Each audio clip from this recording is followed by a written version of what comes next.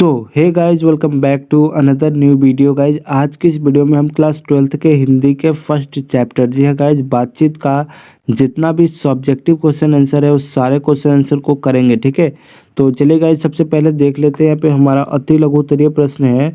इसमें एक नंबर क्या पूछ रहा है कि बातचीत शीर्षक निबंध के निबंधकार कौन है। ठीक है, तो इसका राइट आंसर हो जाएगा हमारा बालकृष्ण भट्ट। ठीक है, ये क्वेश्चन ऑब्जेक्टिव में भी पूछ देता है। ठीक है, और सब्जेक्टिव क्वेश्चन में भी पूछ देता है। ठीक है, आप लोग याद करना।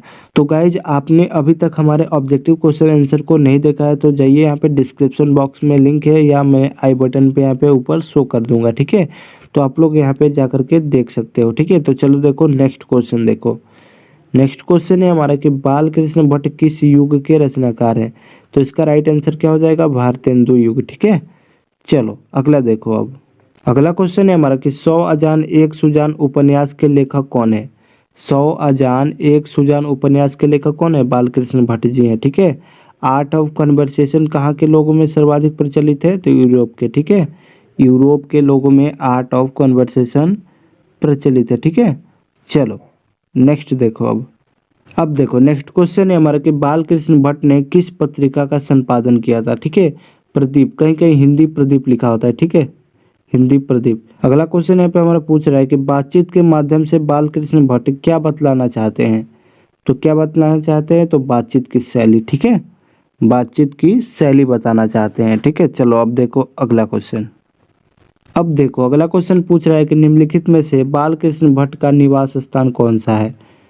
तो इसका राइट आंसर हो जाएगा हमारा इलाहाबाद, उत्तर प्रदेश। ठीक है, ये बालकृष्ण भट्ट का निवास स्थान है। ठीक है, चलो आगे देखो। अगला क्वेश्चन है हमारा कि अगर हम में वाक शक्ति न होती तो क्या होता। गाइज, ये बहुत ही सरल क्वेश्चन है। आप लोग अपने दैनिक जीवन के ऊपर इसको लेकर के इसका आंसर आप लोग बता सकते हो। ठीक है, मान लो कि अगर आपके पास बोलने की शक्ति नहीं होती तो बताओ क्या होता। सबसे पहले कि वो देख लो कि अगर हमें बोलने की शक्ति नहीं होती तो ना हम किसी से बोल पाते, ना वो हमसे बोल पाता, ना हम एक दूसरे के सुख दुख को अनुभव कर पाते। जैसे कि हम लोग एक दूसरे से बातचीत करके सुख दुख का अनुभव करते हैं, वो नहीं कर पाते। और वाक शक्ति न होने के कारण हमारी पूरी सृष्टि जो है वो गूंगी प्रतीत होती। ठीक है, तो देखो यही इसमें बताया जा रहा है कि अगर हमें वाक शक्ति न होती तो यह समस्त सृष्टि गूंगी प्रतीत होती। सभी लोग चुपचाप बैठे रहते।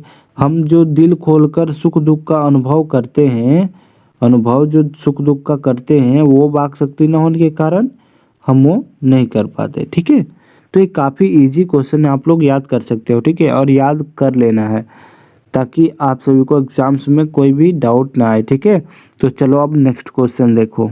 नेक्स्ट क्वेश्चन है हमारा कि बातचीत के संबंध में बेन जॉनसन और एडिसन का विचार क्या है।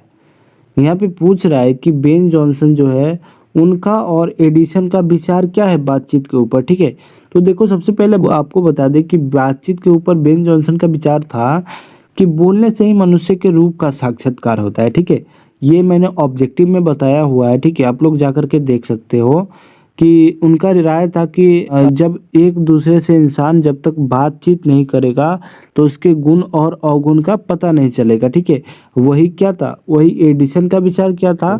एडिसन का विचार था कि असल बातचीत मतलब हम लोग असल में बातचीत कितने व्यक्तियों के बीच हो सकती है, दो व्यक्तियों के बीच हो सकती है।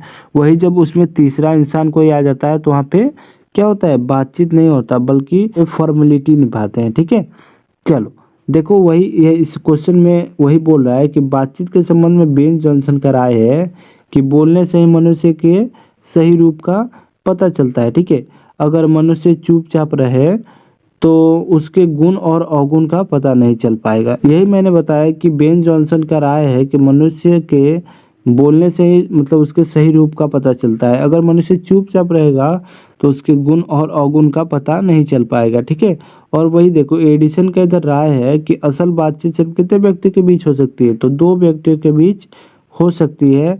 जिसका तात्पर्य यह हुआ कि अगर वो एक दूसरे से दिल खोलकर बात कर सकते हैं, अगर वहाँ कोई तीसरा व्यक्ति आता है तो फिर वो बातें खुलकर नहीं कर पाएंगे। ठीक है, यही मैंने बताया आप सभी से, तो आप लोग इसको बिल्कुल आसानी से याद कर सकते हो। ठीक है, चलो नेक्स्ट देखो। अब अगला क्वेश्चन है हमारा कि आर्ट ऑफ कन्वर्सेशन क्या है।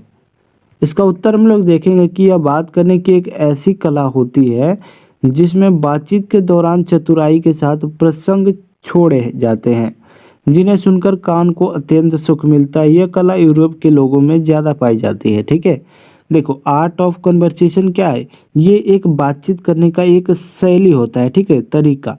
तो देखो ये बातचीत करने का तरीका कहाँ के लोगों में पाया जाता है, तो यूरोप के लोगों में। ठीक है, और देखो इसमें बताया जा रहा है कि यह बात करने की एक ऐसी कला है जिसमें बातचीत के दौरान चतुराई के साथ प्रसंग छोड़े जाते हैं। ठीक है, मतलब चतुराई के साथ इसमें प्रसंग छोड़े जाते हैं जिन्हें सुनकर कान को अत्यंत सुख मिलता है। ठीक है, यानी कि बहुत अच्छा लगता है। ठीक है, चलो आगे देखो। अब अगला क्वेश्चन है हमारा कि मनुष्य की बातचीत करने का उत्तम तरीका क्या हो सकता है। ठीक है, इसके द्वारा वह कैसे अपने लिए सर्वथा नवीन संसार की रचना कर सकता है। ठीक है, तो इसका हम लोग उत्तर जानेंगे। देखो यहाँ पे बोल रहा है कि मनुष्य के बातचीत करने का सबसे उत्तम तरीका उसका आत्म वार्तालाप है। ठीक है, यानी कि हाँ, इस जो चैप्टर हम लोग पढ़ रहे हैं बातचीत, इसमें अवाक होकर अपने आप से, जी हाँ गाइज, अवाक होकर अपने आप से बातचीत करना ही उत्तम तरीका बताया गया है। ठीक है,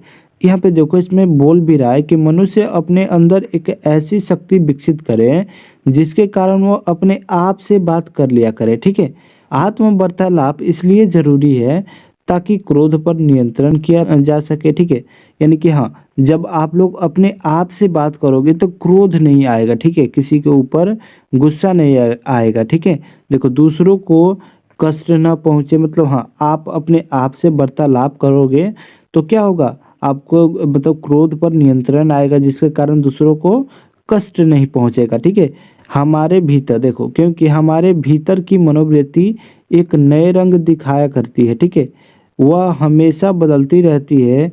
इंसान को चाहिए कि वह अपनी जीवा पर काबू रखे। ठीक है, देखो हमारे अंदर क्या होता है कि हमारे अंदर क्या होता है, हमारी मनोवृत्ति, हमारे सोच हमेशा बदलते रहते हैं। ठीक है, इंसान को मतलब हमको चाहिए कि अपने जीवा यानी कि अपने जुबान पर काबू रखे। ठीक है, अपने वाणी को क्या रखें, मधुर रखें। ठीक है, अपने वाणी को मधुर रखें और दूसरों को प्रसन्न करें। ठीक है, ये देखो, अब देखो इसमें कह रहा है कि ऐसा करने से किसी का न तो कटुआ रहेगी ना ही किसी से बैर। ठीक है, देखो मतलब ऐसा करोगे तो जब अपने आप से बात करोगे और किसी को खुश रखोगे, ठीक है, तो क्या होगा कि ना किसी से दुश्मनी रहेगी ना कुछ भी, आपसे सब लोग लगाव में रहेंगे। ठीक है, और आत्म वार्तालाप करोगे तो ना ही किसी से कटुआ रहेगी ना ही किसी से बैर रहेगा। ठीक है, देखो इससे दुनिया खूबसूरत हो जाएगी, यही बातचीत करने का उत्तम तरीका है।